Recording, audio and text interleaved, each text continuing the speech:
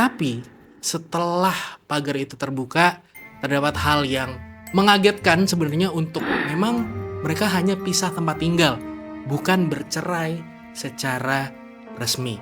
Setelah menemukan kerangka yang ada di dalam rumah tersebut, ada berbagai pesan-pesan yang disampaikan oleh kedua ibu dan anak ini. Hai, selamat datang di Terlanjur Dengar. Bareng gue Maswer di channel Pelaku Seni Kreatif. Di setiap videonya kita bakal bahas tentang sejarah, misteri, teori konspirasi, dan segala kisah-kisah yang terjadi di belahan bumi ini. Kalau gitu, ya udah di sini aja. Karena lu terlanjur dengar.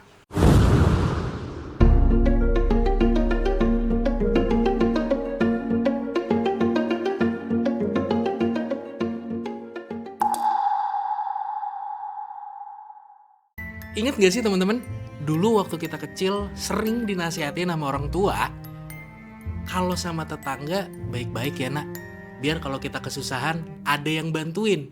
Jangan sampai nanti kita ada apa-apa tapi gak ada yang tahu.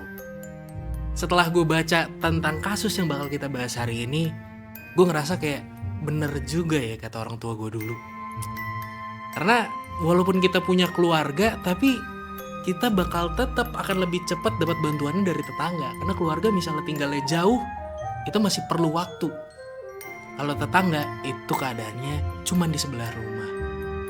Nah, jadi kasus yang bakal kita bahas hari ini baru terjadi di 29 Juli kemarin. Ditemuin pasangan ibu dan anak yang udah menjadi kerangka di kamar rumah mereka di sebuah rumah di komplek Tani Mulia Indah, Kecamatan Ngamprah, Kabupaten Bandung Barat. Dan kerangka itu ditemuin di atas kasur yang berbeda dengan pakaian mereka yang masih membalut.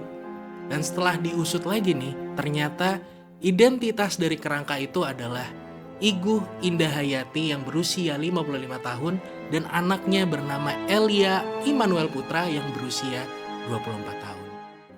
Dua kerangka ini ditemukan oleh seorang pria bernama Mujoyo Chandra yang berusia 64 tahun yang merupakan suami dari Indah sekaligus ayah dari Iguh yang menemukan kerangka istri dan anaknya di pukul 10 waktu Indonesia Barat. Saat mendatangi rumah di kompleks tersebut, suami datang untuk mengambil berkas penting setelah pisah rumah dengan istrinya. Yang awalnya pas sampai di rumah Mujoyo Chandra ini, dia minta tolong nih sama warga yang ada di sekitar untuk membuka pagar tersebut karena keadaannya rumahnya sudah terbengkalai dan pagarnya itu dikunci dari dalam. Tapi setelah pagar itu terbuka, terdapat hal yang mengagetkan sebenarnya untuk suaminya dan juga warga sekitar. Karena ketika masuk ke dalam rumah, dia melihat kerangka dari ibu dan anaknya ini di dalam kasur yang terpisah.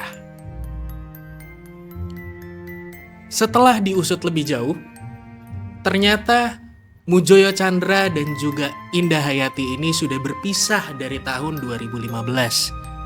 Dan akhirnya Indah menempati rumah tersebut. Dan terakhir kali Mujoyo berkomunikasi dengan anaknya itu di tanggal 1 November 2018. Dan yang menemukan pertama kali jasad mereka adalah Mujoyo saat berkunjung ke rumah ini. Karena statusnya memang mereka hanya pisah tempat tinggal, bukan bercerai secara resmi. Setelah menemukan kerangka yang ada di dalam rumah tersebut, ada berbagai pesan-pesan yang disampaikan oleh kedua ibu dan anak ini. Mereka menuliskan pesan tersebut ke dinding-dinding yang ada di sana, mengisyaratkan sebagai pesan terakhir mereka sebelum kematiannya. Pesan pertama yang ditulis oleh Indah Hayati di dinding rumahnya adalah, "Aku minta rumah ini diwakafkan untuk Masjid Tani Mulia.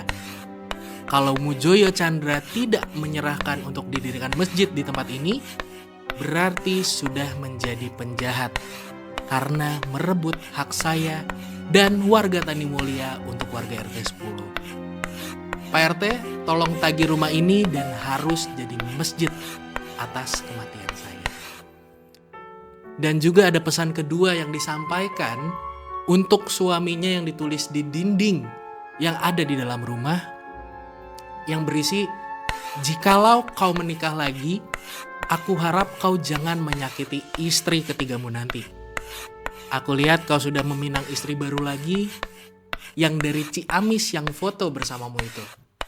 Dipajang di Facebook Hendra Setiawan, di kolom komentar tertulis, "Mengingat karena kau pernah gagal menjalani hubungan pada istri pertamamu yang bernama Leonie Maria Teresia." Jadi kalau kita lihat dari pesan yang disampaikan oleh Indah Hayati ini ya teman-teman, berarti Indah Hayati adalah istri kedua dari suaminya. Karena suaminya kurang lebih udah nikah, berarti yang ketiga untuk yang selanjutnya. Ada lagi yang lebih miris, pesan yang ditulis oleh anaknya yang berisikan, "Aku hanya minta uang sekolah. Tapi kau seperti itu. Katanya raihlah cita-citamu setinggi langit. Tapi kau tidak dukung aku dengan biaya sekolah. Maafkan aku tidak bisa menjadi anak yang sempurna karena manusia tidak ada yang sempurna. Termasuk istrimu saja kau tinggalkan karena kau menuntut dia menjadi sangat sempurna. Tapi ketahuilah, hanya Tuhan yang sempurna." Wow, merinding gak sih? Jujur, gue pas baca pesan dari anaknya ini, merindingnya kerasa. Gue ngerasa anaknya itu seperti ada ganjalan dan rasa kekecewaan karena tidak mendapatkan apa yang seharusnya didapatkan oleh seorang anak. Dari pesan yang disampaikan oleh anaknya ini, gue ngerasa ada kekecewaan mendalam dari seorang anak terhadap ayahnya karena dia tidak mendapatkan haknya untuk menempuh pendidikan. Padahal kalau kita belajar ya, ini pelajaran dari SD pun kita udah tahu hak seorang anak itu adalah mendapat pendidikan yang layak. Dan itu yang dituntut oleh anaknya Elia ini, tapi itu tidak dia dapatkan dan dijadikan pesan sebelum kematiannya. Kalau kita mengulik lagi sosial media yang dimiliki oleh Elia Immanuel Putra ini, ternyata dia itu aktif di Facebook. Tapi postingan terakhirnya itu ada di tahun 2018. Yang dimana ternyata setelah kita usut, postingannya itu kebanyakan isinya adalah kekecewaan terhadap ayahnya. Dan juga dia yang sudah mulai menyerah terhadap hidup yang dia anggap sangat berat. Ada beberapa postingan yang kita temukan di Facebook dari Elia Immanuel Putra ini. Tulisannya adalah, "Aku akan pergi ke tempat yang jauh, jauh dari kebisingan kota. Aku pergi menenangkan hidupku, pergi jauh dari kota, hidup sendirian di hutan. Hidupku sangat terluka dengan dunia ini, termasuk ayahku yang membuatku hidup lebih menderita. Selamat tinggal kota, selamat datang Forest." Dan ada postingan yang lain, yang dimana ini dia mencurahkan isi hatinya terhadap kekesalan atau kekecewaannya terhadap orang tuanya, terutama ayahnya. Saya tidak suka saat begitu dia membuat janji tapi tidak ditepati. Dan saya menyesal telah dilahirkan ke dunia ini dan menyesal punya ayah yang tidak bertanggung jawab padaku selama 5 tahun. Jadi dari postingan ini kita bisa lihat bahwa yang dirasakan oleh Elia Immanuel Putra, dia merasa diterlantarkan oleh ayahnya. Yang dimana dia tidak mendapatkan apa yang seharusnya dia dapatkan selama 5 tahun. Dan dia ditinggalkan begitu saja oleh ayahnya. Itulah yang tersirat dari pesan yang dia tulis di akun Facebooknya ini. Yang membuat setelah kasus ini terblow up ke media ya, ini membuat banyak orang yang datang ke akun Facebooknya dan mengucapkan bela sungkawa. Semoga dia bisa diterima amal ibadahnya. Benar-benar kalau yang namanya masih usia muda kan kita masih dalam proses pembentukan karakter. Harus mendapatkan mentor yang tepat, harus dapat pendidikan juga yang tepat. Tapi Elia yang punya semangat tinggi untuk belajar tidak bisa mendapatkan hal tersebut karena diterlantarkan oleh ayahnya. Benar-benar miris. Jujur gue pas baca pesan-pesan dari Elia dan juga postingan-postingan Elia di Facebook cukup terenyuh karena gue ngerasain susahnya kalau kita nggak bisa mendapatkan pendidikan yang baik. Kadang yang dibutuhkan seorang anak itu bukan hanya material. Emang kalau material kita senang, kita bisa beli apa aja. Tapi kita juga butuh bimbingan dan sosok seorang ayah untuk menjadi seorang role model bagi anaknya. Melanjutkan kasus yang terjadi ini, kesaksian dari warga sekitar. Jadi pihak dari kepolisian juga sudah melakukan beberapa interview dengan warga-warga yang ada di sekitar. Salah satu warga setempat bernama Entin yang tinggal beberapa rumah dengan korban mengatakan kalau korban terakhir kali terlihat oleh warga itu sekitar 5 tahun yang lalu, sekitar tahun 2019. Dan menurut Entin, korban ini mau pindah ke Cisarua dan korban juga sempat pamit dan minta maaf sebelumnya. Katanya kalau ada waktu main ke rumah yang baru ya. Dan korban juga mengatakan kalau rumah yang ia tinggali itu mau dijual. Dan setelah bertemu di terakhir kalinya, rumah yang dihuni oleh korban itu sudah tidak terlihat aktivitas apapun. Bahkan listrik pun sudah tidak menyala saat itu. Tetapi di depan rumahnya itu ada tulisan rumah dijual dengan nomor telepon yang akan dituju. Jadi di sini Entin mengira korban itu benar-benar udah pindah rumah. Jadi warga sekitar pun sama sekali nggak pernah ngecek keadaan rumah tersebut. Dan menurut warga sekitar, korban emang orangnya tertutup. Kecuali kalau ke temannya dia baru akan ngobrol. Nah, hal ini divalidasi juga ketika kepolisian itu menginterview Ibu Ai Suryati, tetangganya yang lain. Jadi rumah Bu Ai ini terpisahnya cuma 2 rumah dari rumah korban. Ibu Ai terakhir kali itu bertemu dengan korban sebelum pandemi COVID-19. Menurut Ibu Ai, korban ini sudah pindah karena dia sempat ternyata minta surat pindah. Dan korban ini juga sudah lama tinggal di rumah itu. Warga juga nyebut rumah itu sempat dijual karena ada pemberitahuan di depannya. Tapi nomor handphone yang tertera di sana ketika ditelepon, nomornya itu tidak aktif. Dan juga korban memang sudah tidak punya saudara lagi yang lain. Jadi memang mereka tinggal itu hanya berdua. Lagi-lagi mengandalkan tetangga yang ada di sebelah-sebelah rumahnya. Selain tetangga, guru dan teman-teman dari sekolah Elia juga sempat mendatangi rumahnya karena sudah lama tidak masuk ke sekolah. Jadi Elia ini sudah sempat nggak masuk sekolah kurang lebih selama 3 bulan. Tapi ketika guru dan teman-temannya datang, tidak ada satu orang pun yang keluar dari rumah tersebut. Sehingga warga, guru, dan teman-teman itu berasumsi kalau rumah itu memang sudah kosong. Dan penunggunya memang benar-benar sudah pindah dari tempat tersebut.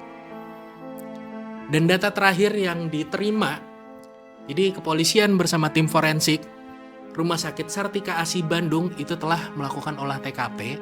Dan pihak kepolisian belum bisa menyimpulkan penyebab dari kematian kerangka ibu dan anak di Bandung ini.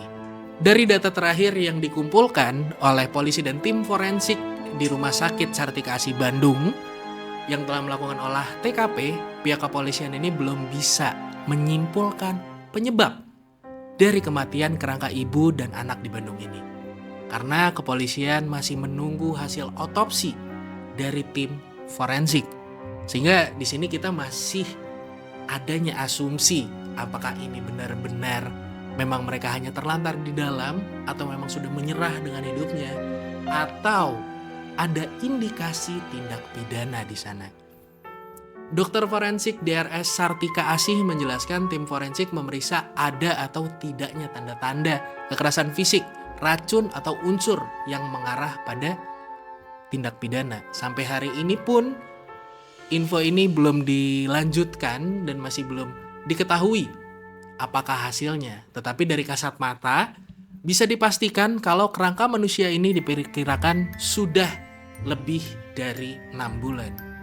Karena kayak yang kita tahu ya, kalau misalnya ada orang yang meninggal dan juga akhirnya setelah membusuk dan akhirnya menjadi kerangka, itu butuh waktu lebih dari 6 bulan.